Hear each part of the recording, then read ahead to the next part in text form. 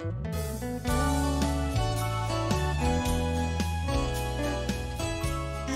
kalau kotanya indah itu kelihatannya apa, Pak?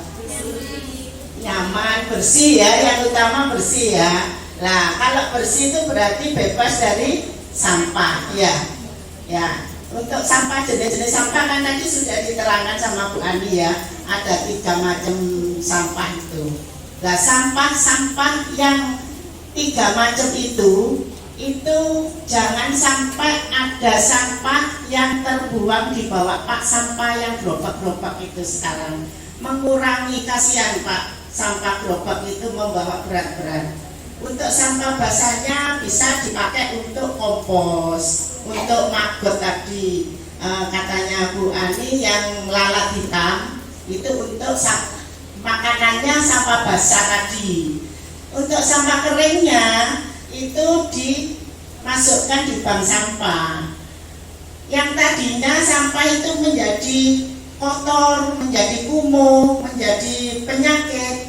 Akhirnya kalau dimasukkan di bank sampah, dijual ke BSI tempat kami, langsung adik-adik ini bisa dapat tabungan uang. Meskipun tabungan itu 5.000, 10.000, tapi nggak terasa kan, itu sampah. Sampah akhirnya kalau dikumpulkan nggak terasa menjadi uang, menjadi berkah. Penjenengan nanti di Skrim ini monggo ayo dikoordinir, kita bentuk bank sampah kerjasama dengan Pak Kebon ya.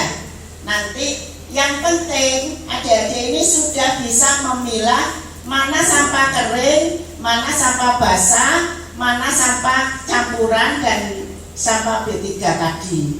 Yang B3 sudah tahu semua ya, yang sampah apa ya, seperti baterai, logam dan lain-lain itu. Untuk yang sampah kering, semua sampah baik plastik, kertas, logam maupun kaca itu sebenarnya masuk B3. Itu semua laku dijual di bank sampah nanti.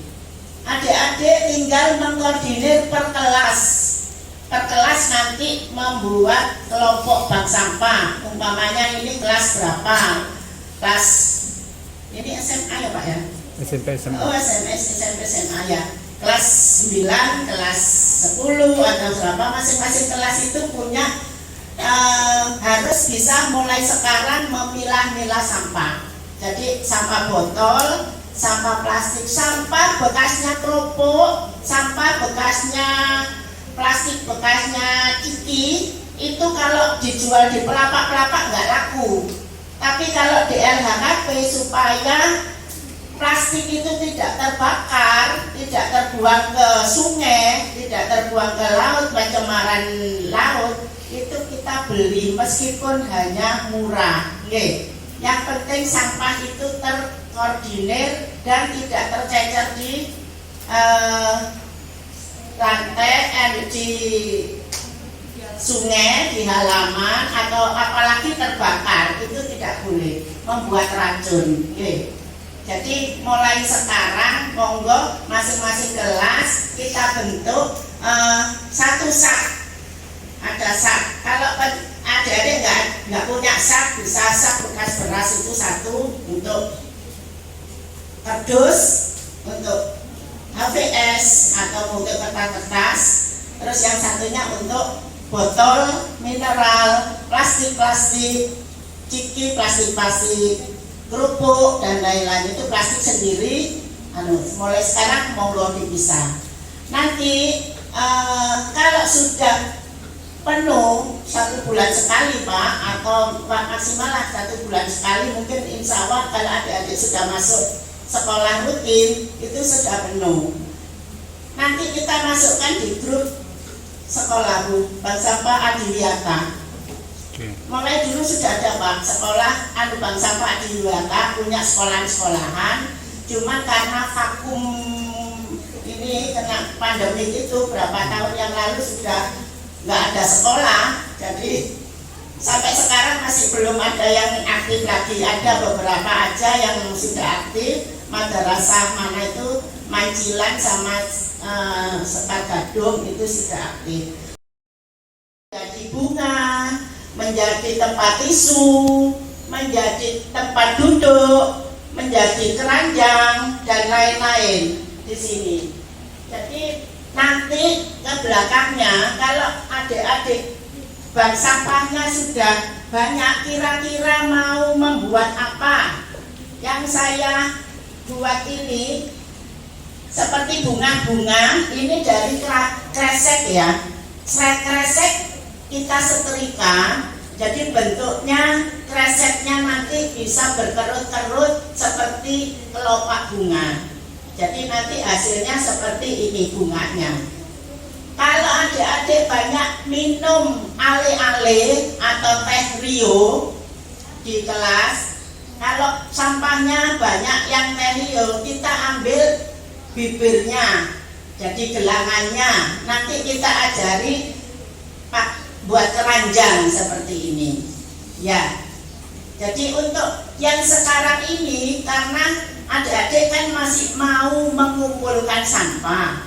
Jadi nanti ke belakangnya adik-adik mau minta diajari membuat apa, itu dikumpulkan bahan-bahan yang sudah ada di bank sampahnya adik-adik. Yang banyak apa? Terus ini ada beberapa pot-pot, dari botol aqua besar. Itu bisa dibuat seperti ini. Ya, ini paling sederhana, tidak istilahnya bondone mek cat aja, cat warna-warni. Ya, tanyakan, bergeser ke belakang. Bismillahirrahmanirrahim. Assalamualaikum warahmatullahi wabarakatuh. Saya mau bertanya tentang pengolahan sampah B3. Pengolahan sampah B3 gimana? Terima kasih. Wassalamualaikum warahmatullahi wabarakatuh.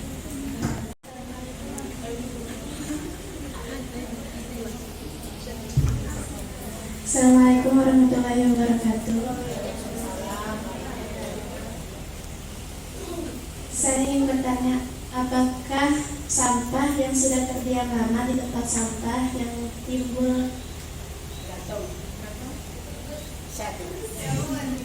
jamur atau bakteri, apakah bisa masih terulang? Terima kasih. Warahmatullahi wabarakatuh. Saya bertanya, kalau untuk sampah rumah tangga kayak pempes bayi itu apa boleh langsung dibakar atau masih bisa diolah?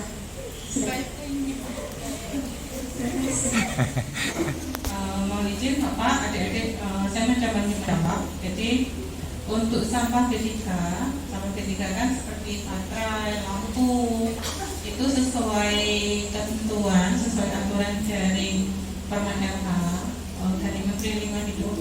Itu nanti ada pengolah sampah yang ditunjuk oleh kementerian, yang diberikan izin oleh kementerian untuk mengelola sampah tersebut. Jadi sebenarnya untuk kayak baterai, kemudian lampu, itu pengelolaannya itu tadi, jadi kita simpan dulu, kemudian nanti kita untuk rumah tangga itu biasanya kita kirim ke TPA. Nah nanti dari untuk rumah tangga itu dari TPA, nanti dari kami pihak pemerintah itu kita mengirimkan ke pihak ketiga yang diberikan izin oleh kementerian untuk mengelola lampu itu, mengelola itu. Jadi karena baterai kan dia mengandung merkuri, kemudian lampu dia juga ada setokan saya lupa, merkuri juga ya, kalau salah itu. Jadi dia metodenya khusus, perusahaannya ini dia petugas dan alatnya itu dia sudah diberi izin oleh kementerian. Jadi tidak semua perusahaan, tidak semua pengolah boleh mengolah limbah B3. Kalau sampah organik dia berjamur atau mengandung bakteri, misalnya kan limpes gitu ya, sudah Aegean itu kan berarti indikasi bahwa dia sudah mulai terurai oleh alam. Kalau misalkan mau kita daur ulang, bisa itu nanti lama-kelamaan bisa jadi kompos. Kalau kita biarkan ya, lama-kelamaan bisa jadi kompos. Kemudian kalau sampah anorganik, plastik berjamur itu mungkin dia terjadi karena kontaminasi udara. Berjamur bakteri mungkin ke air lembab, terus kemudian istilahnya di sampingnya mungkin dia ada besi misalnya, besi dia itu kan bisa mengakibatkan korosif. Jadi mungkin kalau udaranya akhirnya jadinya mempunyai sifat korosif, akhirnya membuat sampah itu jadi kayak warnanya kuning-kuning, hitam-hitam. Nah itu. Tapi kalau sampah anorganik kayak plastik bisa dibersihkan, bisa dikelola lagi sampahnya. Kalau kertas mungkin dia sudah mulai terurai karena adanya bakteri itu. Karena sifat kertas itu dia lebih cepat terurai daripada yang plastik.